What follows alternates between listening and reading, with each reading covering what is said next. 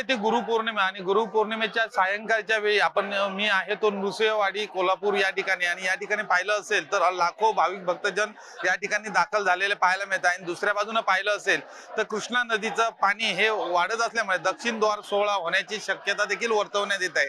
आपल्या या ठिकाणी काही पुजारी वर्ग आहेत, आपण त्यांच्याशी बातचीत करूया। नेमका आज कशा पद्धतीने गुरुपौर्णिमेचा कार्यक्रम साजरा करण्यात आला आणि आता दक्षिण द्वार सोहळा होण्याची देखील शक्यता वर्तवण्यात आली आहे। नमस्कार काय सांगू शकताल कशा पद्धतीने गुरुपौर्णिमेचा कार्यक्रम साजरा करण्यात आला आणि आता दक्षिण द्वार सोहळा होण्याची शक्यता देखील वर्तवण्यात येते, कशा पद्धतीचा कार्यक्रम असेल आणि पुढे काय निर्देश असतील? नमस्कार, मी श्री पूजक राहुल अरविंद पुजारी। प्रतिवर्षाप्रमाणे दत्त जयंती नंतरची पावसाळ्यातली सगळ्यात मोठी पौर्णिमा म्हणजे आमची ही गुरुपौर्णिमा आहे। आज अनायसे पावसाळ्यात असल्या कारणानं ही जी गुरुपौर्णिमा आहे ही शक्यतो दरवेळेला वर होती।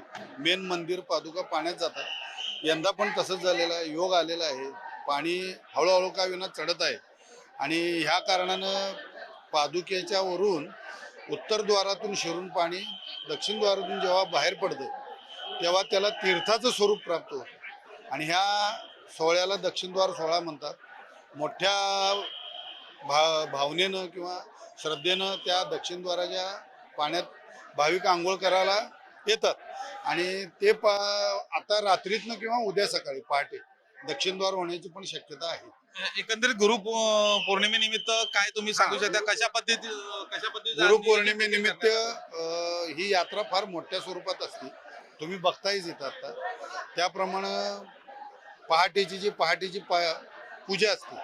पहाटे 4ला देवाचं दार उघडलं जातं, देवांना पूर्ण राजोपचार असतो गुरुपौर्णिमेच्या निमित्त।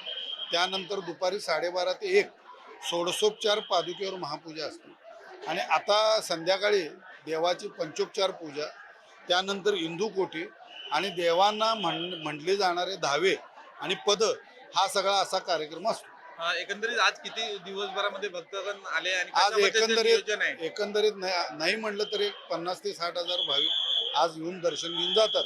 ह्याच्यात शासकीय प्रशासन आणि आमच्या देवस्थानचे कर्मचारी आणि सगळे श्रीपूजक आम्ही सगळे मिळून इथले, परत त्याच्या व्यतिरिक्त काम करणारी सेवा करणारी लोक, ह्या सगळ्यांनी मिळून इथं एफर्ट घेऊन हा उत्सव पार पाडला जातो।